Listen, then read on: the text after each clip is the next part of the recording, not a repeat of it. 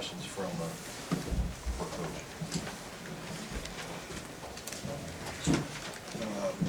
Obviously, the outcome of the game is secondary at this point. You get a knot in your stomach when you have one of your guys go down. I've had it twice in 2 days. You guys are insignificant to any of you guys in here, but Zach Griffin is a stress fracture and is out. And if you guys know how important Zach is, you can ask Kofi, because he busts Kofi's ass every single day in practice and Georgie's ass every single day. He's out with a stress fracture. And I know how hard that kid works. And then obviously, you know, Io's slipping here at the end. We don't know anything. We won't know anything. We're not going to release anything until we do know something. And we're in the great hands of our medical staff here. But you know, when you get something like that, it happens.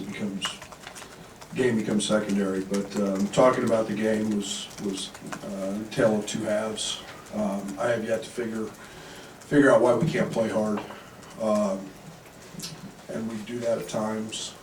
Our team walked in before the game, and I literally asked the coaches after they left, and I said, "Are we ready?" I said, because it was almost like a somber funeral in the game before, and before the Maryland game, we were probably too high. We were through the roof, and we played like it in the first half. Not to take anything away from Michigan State,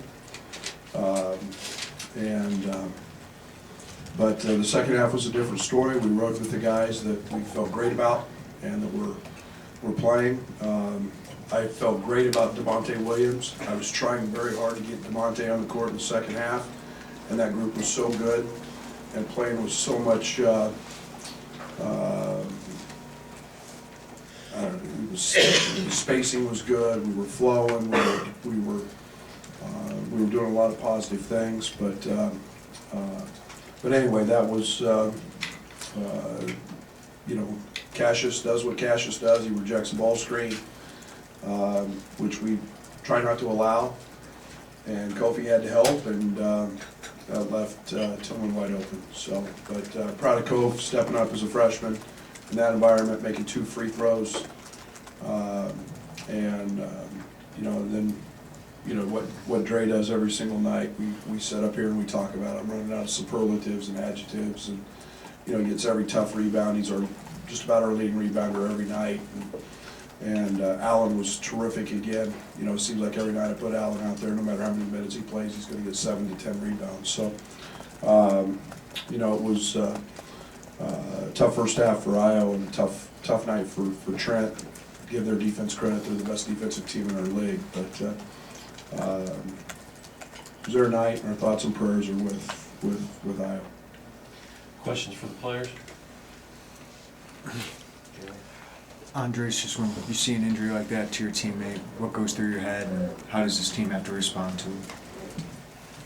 It's really tough, you know, like, I's one of the best players in the country right now, and he's really important for us, you know, but we don't know why this is a condition right now. We gotta wait on the test and the doctor going to check him out and tell us if he's gonna be good, you know. We gotta wait on that. You know, he's just such a great player. I hope I pray for him, and he's gonna be back soon. In the wing back?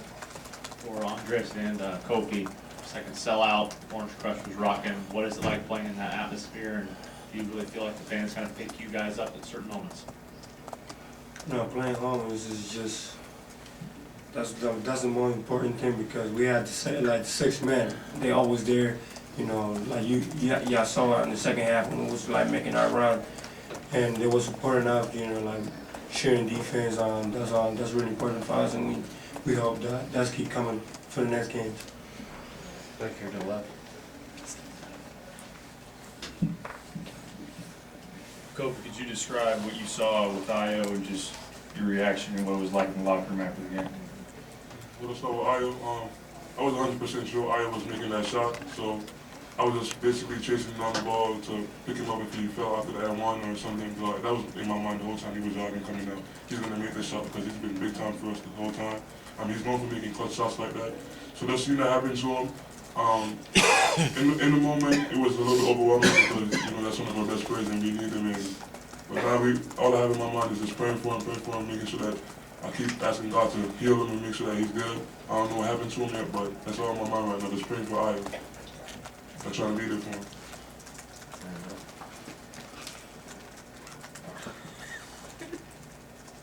Thanks, Kofi. What would you maybe attribute to the slow start tonight, and then what was different when you guys came back in the second half? What would you say maybe led to the slow start tonight, and then what was different in the second half? I have no idea what it is, the slow start, to be honest. We have a really bad reputation of doing that, starting the game off slow. The second half, we just went to the locker room and we got a couple of words from coaches, motivation, telling us that we got to stick together and make sure that we elevate the guys beside us. We just came out here and we did what we do best. We played together, passed the ball, and then we communicated on defense, we locked in, and stuck to our assignments. Anything else for the players right here? Andre's coach mentioned the kind of a quiet locker room, I guess, before the game. Did you feel that too, and what do you attribute that kind of lack of energy to? Yeah, I agree with him, and just one of the part that I'm trying to be better as well, you know, trying to get on the same page as him. Every time I see the locker room down like that, I'm going to try to step up more, be more vocal, and, you know, because we can have the, because I think that's one of the reasons we have a slow start as well. And I think I won't let that happen again. You know, for my part, I'm going to try to step up as a leader and try to be on the same page as the coach. This is for either of you. Just how do you guys go about the next couple days of just trying to move on from this loss and move on to the next game with the with Io's injury, I guess, just looming over your guys' head because there's no way you're gonna be able to get that in. We have no idea what happened to Io. Hopefully we get him back, but it's always on to the next game with us. That's our mindset. After every game, win or loss, it's on to the next one. So we're just gonna prepare for Rutgers now and make sure that we come in and we work hard in practice so we can be better in the game. This is for you, Kofi. I know Io's been someone who's kind of mentored you since you got here. Can you talk about your relationship with him and how much he means to you? Yeah, I love Io. That's my brother. He checks on me off the court. He's always makes sure I'm good. Always makes sure I'm doing good in school. I mean, it's everything it's everything except basketball with Io, and that's why it hurts me so much to see him fall like that. Even though I don't know what happened to him, it really hurts me because he's one of those guys that really look out for me outside of basketball, and that means a lot to me. Coming from somebody like Io, who he has a lot to be focused on, but he still takes the time out to look after me. So Io's he's a great guy if you get to know him, and we built a really good relationship, and I hope he's good. That's all I'm just praying. It's really a big shot for me. Anything else for the players? Okay, thank you. Questions for Coach Underwood, right here in front? Hello?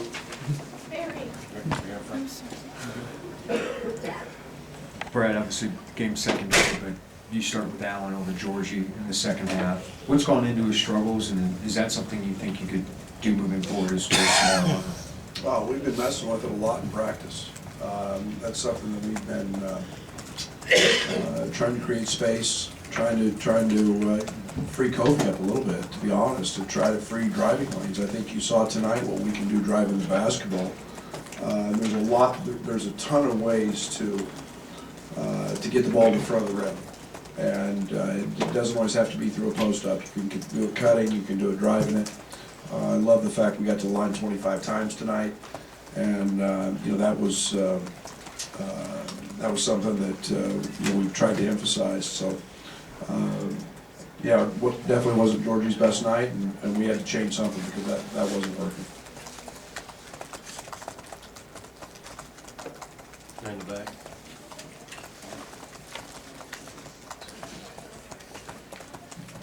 Tevian, first one off the bench, scored early. What has he been doing in practice to earn that time? Playing better. It's pretty simple. I mean, it's about trust. It's about not, you know, and I mean, that sounds cliche and it's a short answer, but he's playing better. He's making less mistakes, and you know, it's both ends of the court, and you know, we need what he can provide. He can provide some perimeter shooting, and we need that.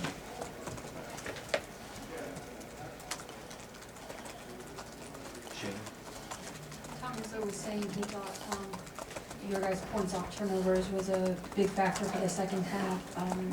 Just how much of a focus was that going into the second half to kind of try to get some stuff going off that? Well, I mean, I think if you know, I'm not speaking for Tom's team, but it's the one thing they do a lot, you know, is they have a tendency to turn the ball over.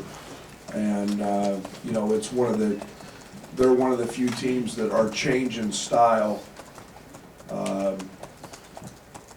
getting away from all the denial and the pressure probably impacts us more than anybody because of their ability to do that. But, yeah, I mean, I thought our defense was very good. It gave us opportunities, it got us downhill. And, you know, they played a good stretch without Cassius due to foul trouble. And we were trying to go at him. That was part of what we were trying to do. But, you know, that makes secondary and third ball handlers that much more important. We got a few easy baskets off of it. Mark and the way back. Coach, obviously Io going down. The players were asked how they handle the next couple of days. How does the coaching staff handle the next couple of days in practice without one of the leaders and stars of this team? Well, we're off tomorrow, so that's refreshing and probably very much needed at this point, mentally as well as physically. And then, you know, it's no different than what they said. And you know, I've got a very simplistic approach. I can only coach who I have. And you make adjustments, and you get into practice, and you know, it's the next man up mentality. And, you know, I like our group, and we'll figure that out as we get the news. Obviously, nobody can replace him, but having Andres, what do you need out of him? What do you need out of Trent if Io can't go for a certain? Yeah, I mean, we'll figure all that out. I mean, Andres is a big part of it, and Allen, and you know, that means Temian and Kipper, and everybody's got to do a little bit more when you replace a guy that's you know, that's of Io's stature. But at this point, I don't know if we got to replace him or not. You know, it could be a bruise. Who knows? Way back. Brad, I asked the student athletes the same questions, but there's just a couple home games remaining, second sellout tonight in a row. How confident are you that whoever comes in to State Farm Center is going to be in a hostile environment? Well, this is what we face every single night. I'm proud. I've said this. Tonight was by far and away the loudest I've ever heard this building. Tonight, this building was the loudest building we have been in since my time here. Not even close. That was electric, and that was fun. And I'm so grateful for that we have such passionate fans. And you know, it's the process of building that back to that level. And you know, as our program continues to build and grow, that's fun, man. I love driving in at 2 hours before and seeing a line and know that our people are proud of us, and our kids can walk around with their heads up, and that's what this thing is all about. Just for accurate purposes, that was a third straight sellout. Rocco came out of high school as a guy that could put a game like this together. What did he do tonight that was maybe tough to stop? Well, I think we lost him a couple times. We would, you know, he's been probably like any freshman, up and down, and inconsistent. I mean, you look at what he did in their last game. Tom hardly played him, and but yeah, he is that guy. And you know, when he sees one ball go in, that thing looks like a 55-gallon drum. And you know, he's got 1 assist in their last 5 games, and we told our guys that you know, when he gets it and goes, he is never passing it. And yet. We were late to adjustments. You can't help off of him, and he got a couple buckets going that way, and he had a huge night. He hurt us. Coach, you've said in the past that you love when former players come back. Darren here tonight, I think I saw him. He was at practice. did he say anything to the team or anything tonight or address them at all? Yeah, he just talked about how proud he was to be back and how much he loves this place and you know, the atmosphere of seeing that, he was excited, and he was talking about how proud that this program and these guys have made him feel watching games. Shannon? You clearly weren't very happy with the call on IO in the second half, but did you get any type of explanation on that? Want to elaborate on your feelings? Really? You gonna pay my fine? You gonna pay my fine? Gosh darn, man, we teach we practice loose ball drills. We practice them. And it is, I've never seen it that, I've never seen that call. I've never seen that, so you know, it's when a young guy dives on the floor for a loose ball to not get rewarded because the other kid does it and tries to reach down and pick it up, I'll leave it at that. With 3 minutes to go in the game. Brad, Monte, a couple three-pointers that have gone down in the last few days. Is there anything different with him? Is it a matter of confidence in terms of that shot?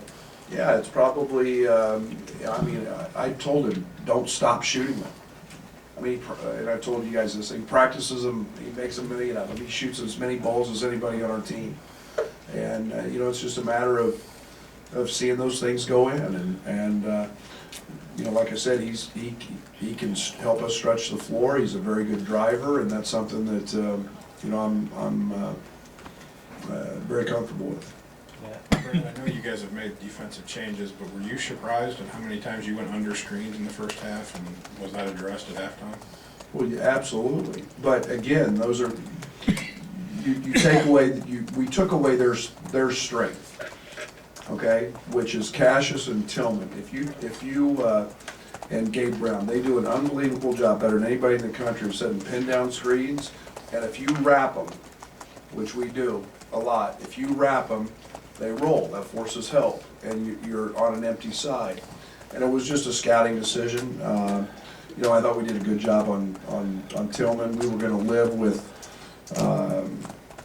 we were going to live with Henry shooting him. But yeah, we made the adjustment on Rocket, and then we were going to lock and trail Cassius all night long. But you know, it's you know, we're 7 of 18, and you know, we feel better about those options than they do the two-man game that they're elite at. Brad? On the last play, you said you made a bad read on the ball screen defense. Was Trent supposed to force him into the ball screen, not let him refuse? Yeah, we never reject. We never allow a reject. We always adjust our feet, and Kofi made the right call. And you know, Cassius just got in and out, and got Trent a little off balance, and then got downhill. And when that happens, it's supposed to be an automatic switch. And Kofi would have taken Cassius, Trent slides and takes Tillman, and tries to sit on his legs, and instead both went with the ball. Anything else for Coach? Shannon, right back here.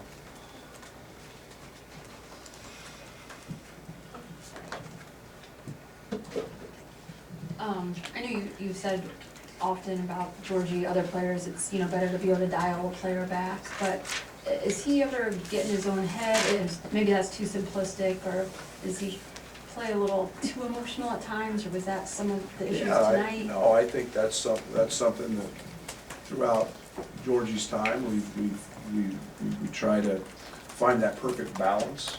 And you know, we've seen Georgie at his very best, and right now things are a little tougher for him, and you can try too hard, you can put too much pressure on yourself, and you know, we need him. We've got to get him back and in